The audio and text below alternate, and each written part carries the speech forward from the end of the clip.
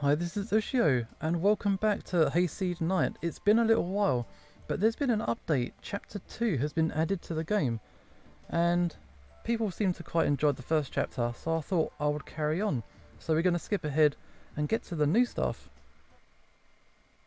Okay, Chapter 2. Lessons on the matter of peaceful conflict resolution. Okay, Ghost at the Feast. Here we are.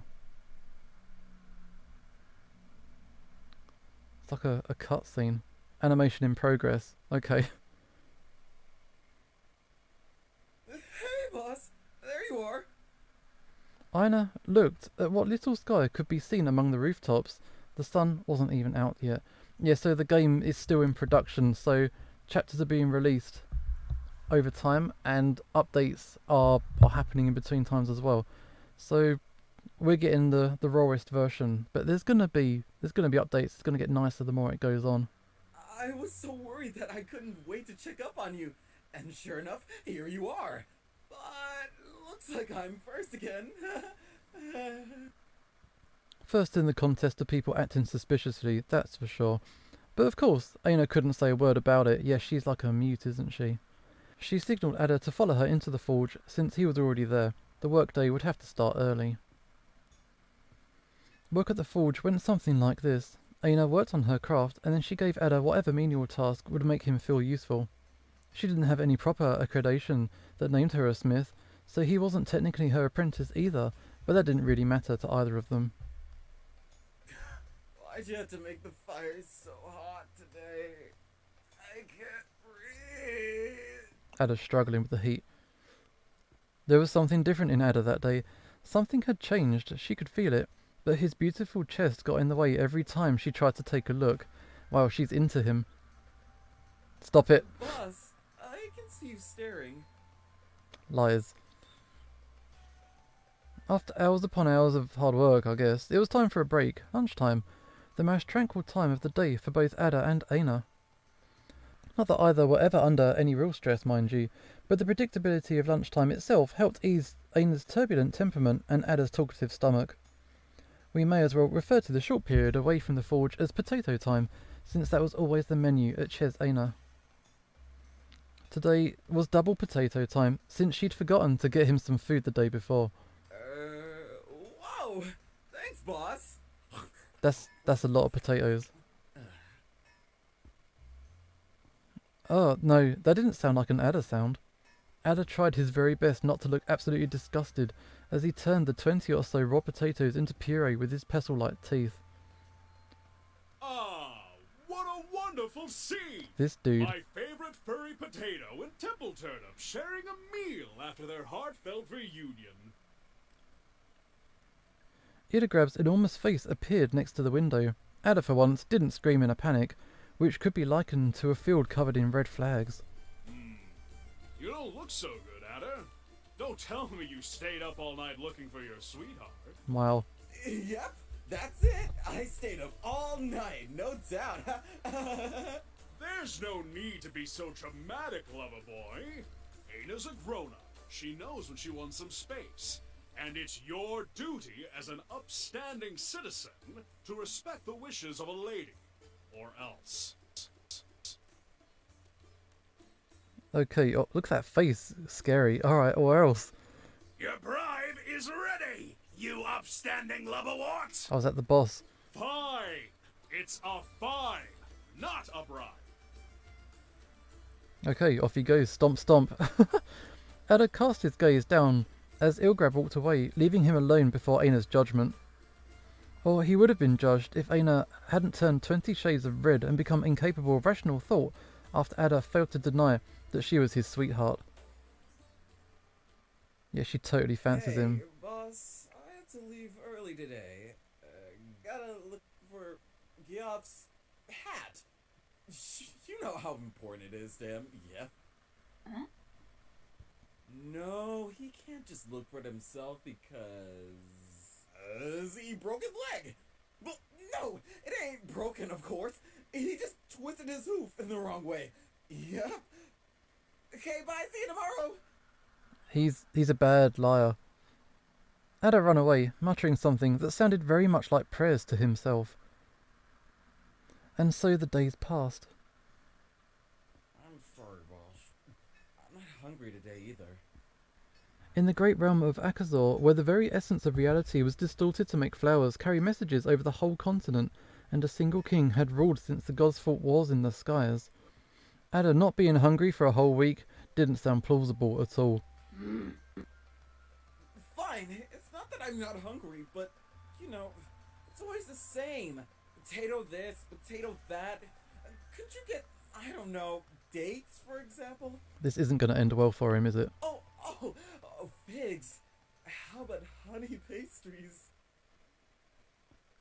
The merchant was filthy, filthy rich, and he would have indulged in such delicacies if he hadn't been too tired of his worldly life to bother chewing and too cheap to buy actual food to fill the pantry. So Ader's meagre allowance came from Eina's own, totally legit, unspecified source of income, which neither Ilograb nor Ader had probably ever thought about. But why this? Why now? When did Ader get so picky? He'd never had any problem eating the same stuff over and over before. He was thankful that he got to eat at all. Never gonna get to eat fancy stuff again, am I? Again? Where did he even get to try it in the first place? And that's when I told the king, bite me. You should have seen my father's face. His leaves dried right up. I spent a whole moon literally grounded. What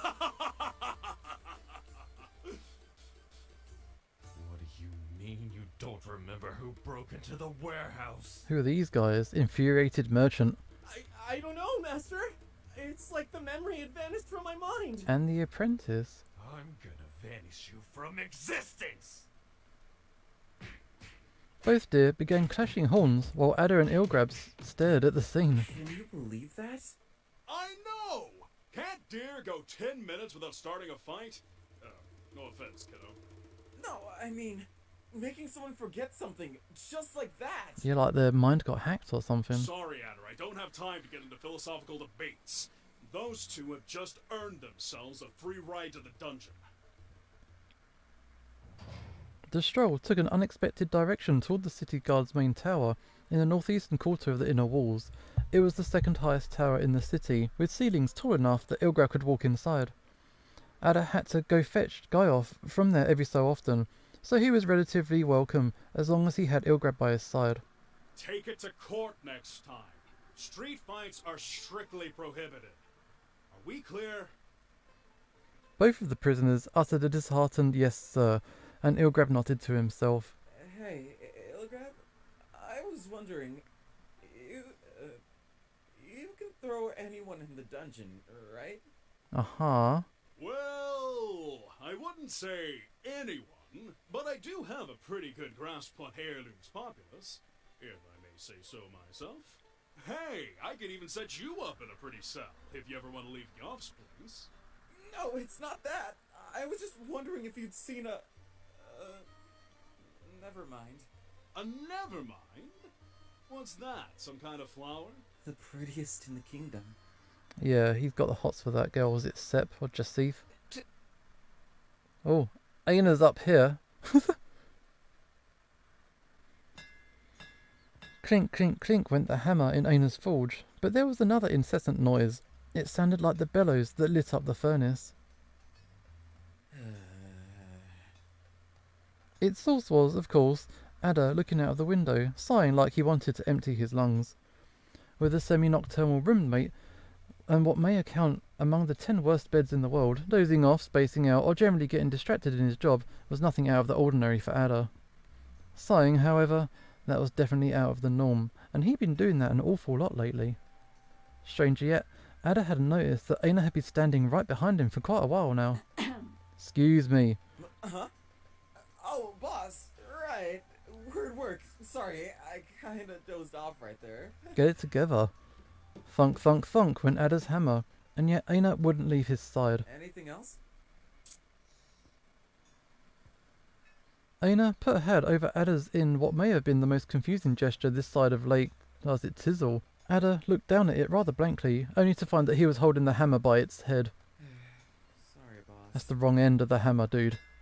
Clink, clink, clink went the hammer, and it wasn't reassuring at all.